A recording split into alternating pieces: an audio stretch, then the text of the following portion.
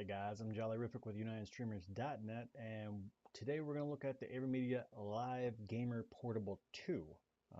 This is an upgraded version of the Live Gamer that they used to have, and we'll give you a little 360 of the box here.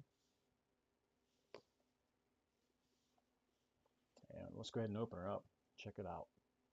Alright, so you can see the design of the actual device has changed quite a lot. It's a little slimmer as far as width-wise and a lot taller. It's a nice triangular type shape. It's got some nice weight to it. We'll go ahead and look at the device itself here in a little bit, but let's go ahead and jump inside the box. Alright, so we got a... They're not kidding whenever they say they've got a quick guide. There's literally like 2 English pages that briefly tell you about the device itself. There's page 1 and the back page. That's really it. There's not too much in the way of telling you what and how it's used. Most of these pages, well, all of these pages are pretty much other languages with those same 2 back and front pieces. Now inside we have a short HDMI cable. You're not really going to need more than this.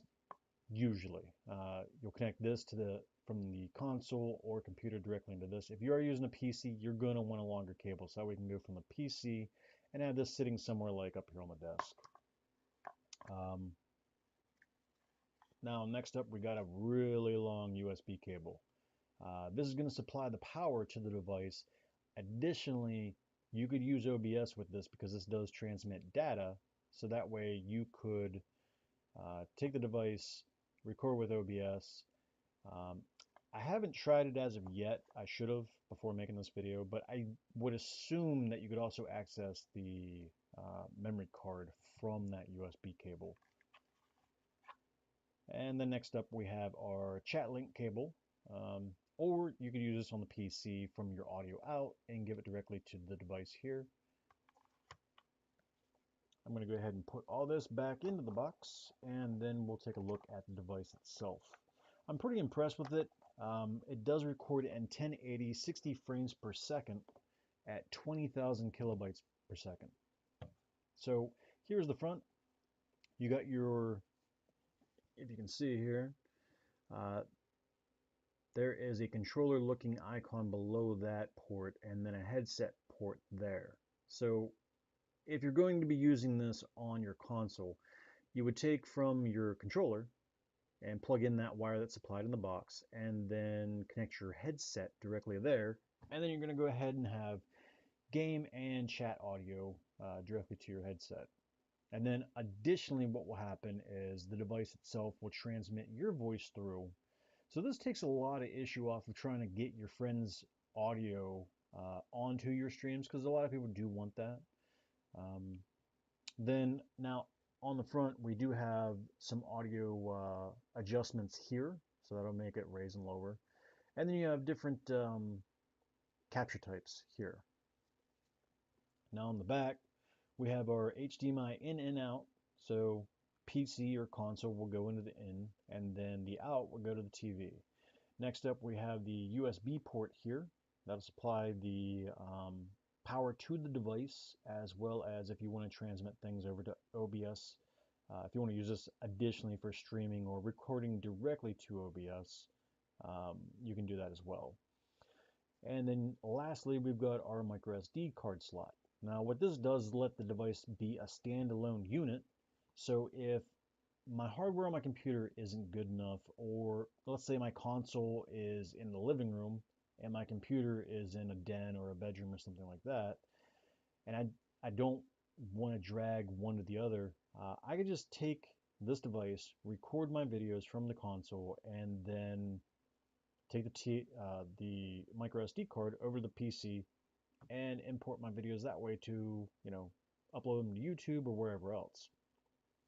Now, when this is being a standalone unit, the way that you record is you simply just push this button one time.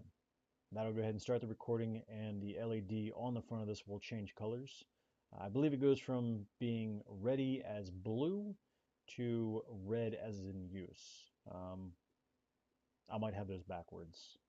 I was using this 3 days ago, and I, for some reason, cannot remember what the color changes are, but they are blue and red, so you definitely know that one is being active and one is not being active. I really like the device. It looks aesthetically pleasing. It's not giant. You want to, take this somewhere. You can. I mean, look at that. Some e-cigs are almost the same size as this guy here. So, I mean, with a tank on, it's pretty much the same exact size as that e-cig. Not that many of you guys watching this may or may not be using e-cigs, but I mean, it's not big.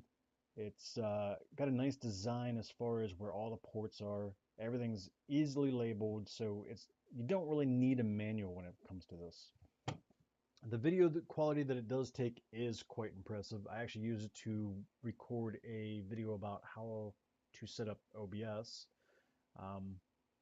This is kind of an ideal little device here. I mean, even if you were to take, say, a normal camera and it's got like an HDMI port out, you could even use this for that. So if you want to do, video recording out in the field, this is something else that you could use in order to do that. But I like it. I give it my stamp of approval, and uh, there's a few additions that they've done over top of the original Live Gamer Portable, and the main feature would be that this device is able to actually run with OBS without any issues. As where their previous one really only worked with their own software, which, they needed to upgrade, and they did, and they nailed it out of the park with this one here. So if you're in the market and you want something that's, kind of the best of both worlds, this would be more towards recording than live streaming, but it could do both. Just make sure if you are going to try and live stream with this, take that USB port and plug it directly into a USB 3.0 port. So that way you're allowing this thing to transmit its maximum throughput that it can all at one time. USB 2.0 on PCs wouldn't be the best idea, but wouldn't kill you. Anyways, thanks for watching. Hope you guys find this information valuable, and hope to see you soon.